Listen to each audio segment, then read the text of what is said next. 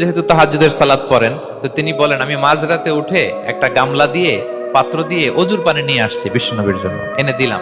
বিশ্বনবী এত খুশি হলেন, আমাকে বললেন সাল, হে কাব তোমার কি লাগবে চাও। উনি বললেন আসআলুকা মুরাফাকাতাকা ফিল জান্নাহ।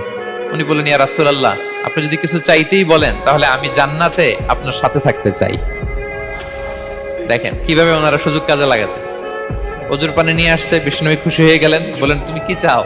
বলে আসআলুকা মুরাফাকাতাক ফিল জান্নাহ। বড়টাই চাইছে, ছোটখাটো জিনিস চাই নাই।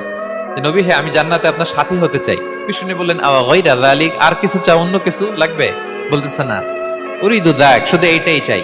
তখন বিষ্ণু সাল্লাল্লাহু আলাইহি ওয়াসাল্লাম বললেন আইন্নি আলা নাফসিকা বিকাসরাতি সুজুদ, এই মর্তবা যদি তুমি চাও তাহলে বেশি বেশি সেজদায় লুটিয়ে থাকো।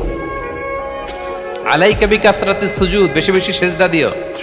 যদি সেজদায় পড়ে থাকতে পারো তাহলে জান্নাতে আমার সাথী হতে পারবা।